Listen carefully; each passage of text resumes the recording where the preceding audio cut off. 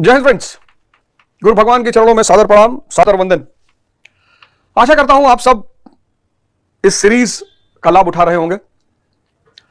मानव उत्थान, मानव विकास।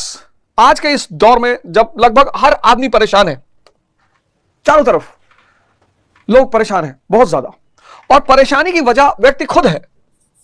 ऐसा नहीं कि कोई दूसरे कारण से परेशान है। ये जो परेशानी है ये किसी दूसरे की वजह से नहीं है। यही सबसे बड़ा भ्रम है। जैसे जरूरत पर जीना चाहिए, इच्छाएं तो अनंत है। जरूरत पर जीना चाहिए, जरूरत पर। अब ठीक है, ठंडक है, बहुत ज्यादा ठंडक है, बॉल कैप लगा लिया, शैम्पू बच गया, ऑयल बच गया। स्टूडेंट की बात मैं कर रहा हूं, जो लोग काम कर रहे हैं, जर्नलिस्ट हैं, ऑफिस वर्क है, पब्लिक वर्क है, उनकी एक अलग बात है। स्टूडेंट, जरूरत पर जीना सीखो, परेशानियां खत्म हो जाएंगी। कितने लोग हैं जिन्होंने सुबह से बहुत अच्छा भोजन किया होगा? जरूरत है, अच्छा कपड़ा पहने होंगे, जरूरत है। जरूरत पर जीना सीखो, इच्छाएं अनंत है। दूसरा, समझ का विकास करो। समझ का विकास करो, ज्ञान अनंत है। भोग को समझना बहुत जरूरी है, नहीं तो व्यक्ति भोगने लगता है। भोग को समझना बहुत जरूरी है, नहीं तो व्यक्ति भोगने लगता है। जरूरत पर जीना सीखिए, इच्छाएं अनंत है। समझ का विकास करिए, ज्ञान अनंत है। भोग को समझिए, वासना अनंत है।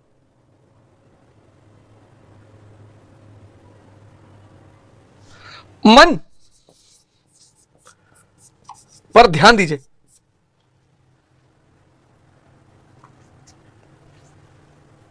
मन पर ध्यान दीजिए, मानसिक गति अनंत है। इन चार बातों को अगर आप अपने जीवन में ले आए, इन चार चीजों को मैं आज लिख कर दे रहा हूं, आज आपकी 70 से 80% चुनौतियां खत्म हो जाएंगी। फिर उन सारी शक्तियां जो गलत दिशा में बह रही हैं उनको संग्रहित करिए और फिर किसी एक युद्ध में लगाइए। तैयारी कर रहे हैं, तैयारी में लगाइए। बिजनेस कर रहे हैं, बिजनेस में लगाइए।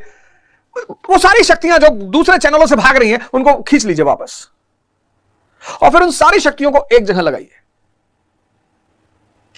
और फिर देखिए 6 महीने के अंदर आपके अंदर कितना परिवर्तन होता है। और फिर गुरु भगवान और प्रभु की इच्छा रही तो आपका निरंतर विकास होता रहेगा, और इस दुनिया से उस दुनिया तक विकास होता रहेगा। एक बैग किसी चीज को मत छोड़िए। कुछ लोग होते हैं ना, अब मैंने ये दुनिया छोड़ दी, अब मैं सन्यासी बन गया, अब मैं घर छोड़ के जा रहा हूं, संसार माया है, घर खराब है, बाप नहीं होने चाहिए, परिवार नहीं होने, सब बेकार की बातें हैं। जैसे जैसे आपका वर्ण उन्नति होता जाएगा, बड़ा प्यारा वर्ड है वर्ण, अभी आगे आऊंगा मैं इस पे। हम सबका जीवन शूद्र से शुरू होता है, यानी इंद्रियों से शुरू होता है।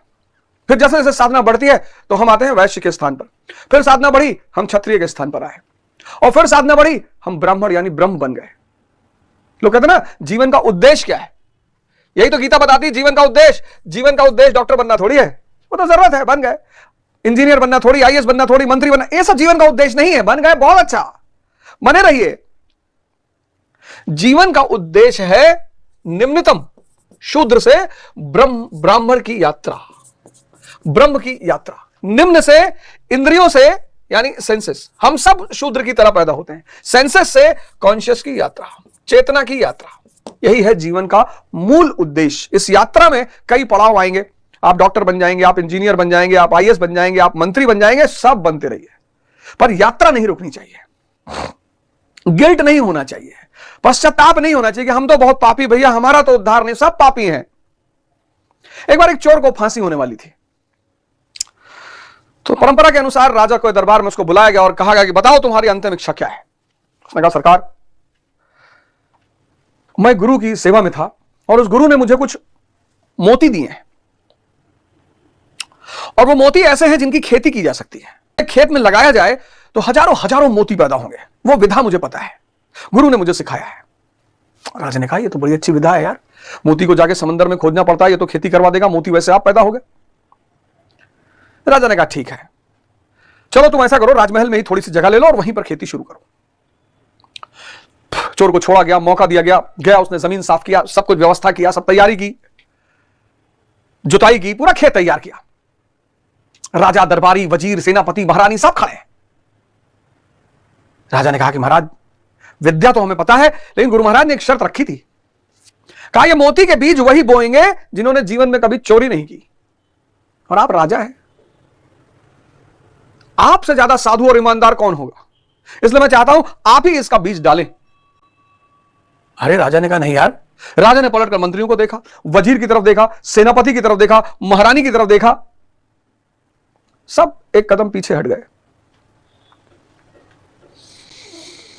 राजा ने कहा यार, इस हिसाब से तो हम सब चोर हैं। बिल्कुल, जो भी इंद्रियों पर जी रहा है वो इंद्रियगत कर्म करेगा।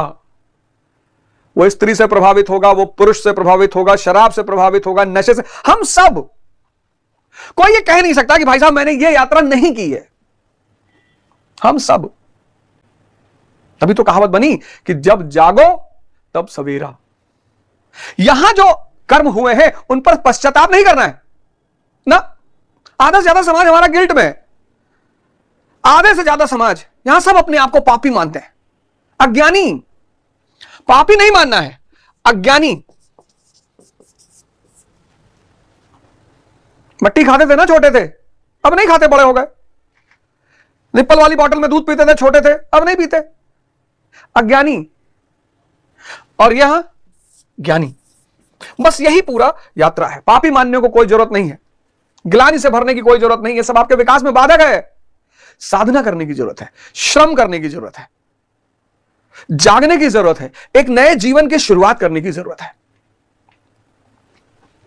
ऐसे तो हम कभी इस रास्ते पे नहीं आ पाते। हमको लगता हम पापी हैं, हमने तो न जाने क्या क्या किया है। लेकिन मुझे एहसास है कि अज्ञानता में हो गया। जो भी हुआ सो अज्ञानता में हो गया। तो जब अब ज्ञान आया, जब आंखें आई, फिर उसको नहीं करना है। जो हो गया अज्ञानता में, कोई बात नहीं। तभी तो कहते ना ईश्वर रहीम है, अल्लाह रहीम है, रहम करता है, सबसे बड़ा, सबको माफ कर देता है। जानता है कि अज्ञानता में हो गया, अनजाने में, जानते ही नहीं थे।